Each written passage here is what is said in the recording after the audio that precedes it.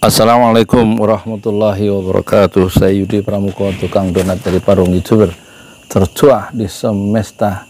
Pulang sholat tarawih saya baru mengomentari Ade Armando ya.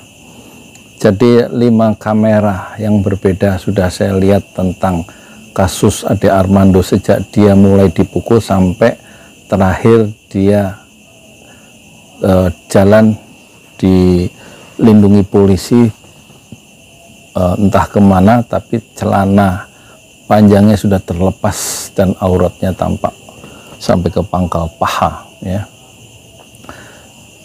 Kasus pemukulan ini, pertama-tama sikap saya adalah saya mengecam pemukulan, kekerasan terhadap Ade Armando secara pribadi, dan dalam perspektif Islam ini tidak dibenarkan ya, memukul wajah.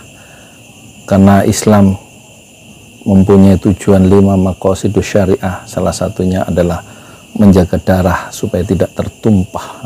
Dilarang, haram melakukan penganiayaan, kontak fisik yang bertubi-tubi sebagaimana terlihat dalam video di Twitter itu.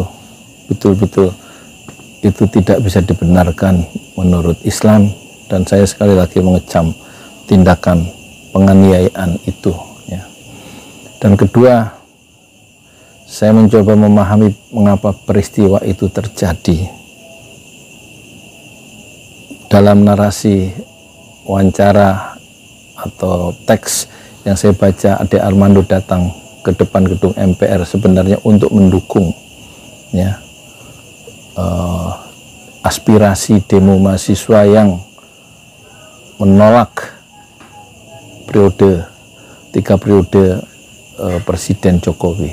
Dia menolak itu, dan dia tentu mengecam mengapa mahasiswa itu mengarahkan demonstrasinya terhadap terhadap Jokowi. Kok bukan kementerinya yang mengeluarkan isu yang pertama tentang penundaan pemilu dan pilpres, juga perpanjangan jabatan serta periode 3 presiden, 3 periode.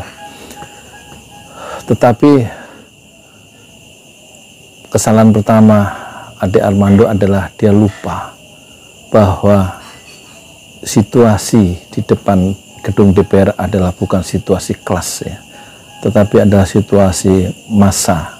Kalau dalam istilah sosiologi itu yang disebut sebagai crowd, kerumunan. Dan tentu Ade Armando sebagai dosen dari komunikasi tentu mengerti karakter tabiat kerumunan itu sangat emosional dan tidak bisa dikendalikan secara rasional. Orang yang paling pandai kalau dia hidup dalam kerumunan atau terlibat dalam kerumunan, akal sehatnya itu sudah pasti hilang, dan itu tampak ketika orang-orang kemudian entah dengan alasan apa, mungkin tidak rasional, ikut memukuli Ade Armando.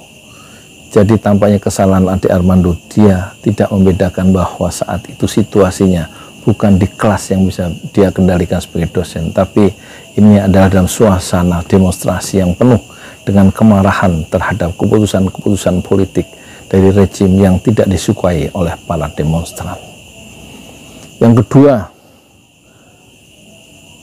Ade Armando lupa, meskipun dia mendukung aspirasi demonstrasi mahasiswa, dia lupa bahwa dia adalah musuh banyak orang.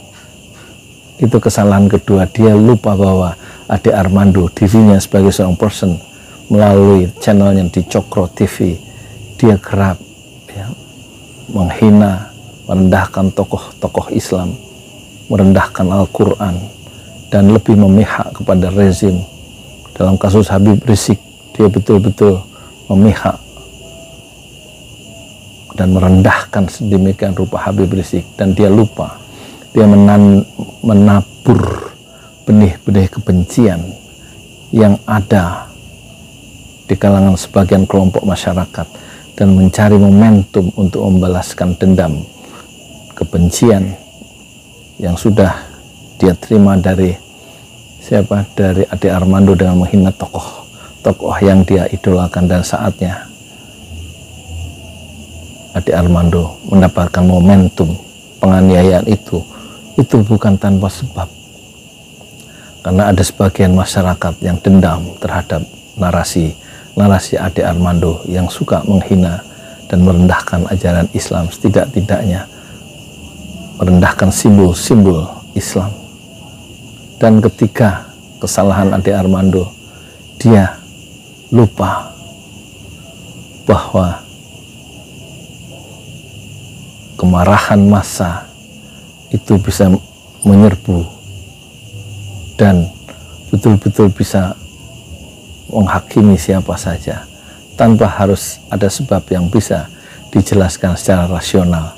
Dan mungkin yang ini mungkin tidak disadari oleh Ade Armando, selalu ada provokator dalam setiap aksi-aksi massa yang tidak bisa dikendalikan, dan korbannya tentu mungkin yang dimaksud sebagai awal bukanlah Ade Armando, tapi ada pihak-pihak tertentu memiliki setting atau skenario tertentu yang mungkin bisa menyudutkan pihak tertentu dengan cara memulai memprovokasi seorang common enemy, musuh bersama dalam tanda petik, yaitu Ade Armando. Itulah ketiga kesalahan dari Ade Armando yang lupa bahwa dirinya sudah lama dijadikan target oleh pihak-pihak tertentu, mungkin begitu, karena narasi-narasi yang dia bangun yang sudah lama melalui Cokro TV.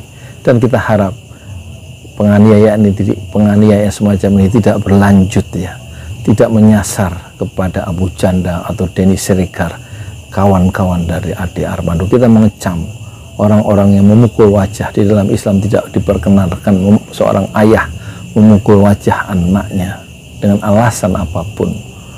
Wajah adalah begitu mulia di dalam Islam, dan saya tidak akan menyertakan, ya,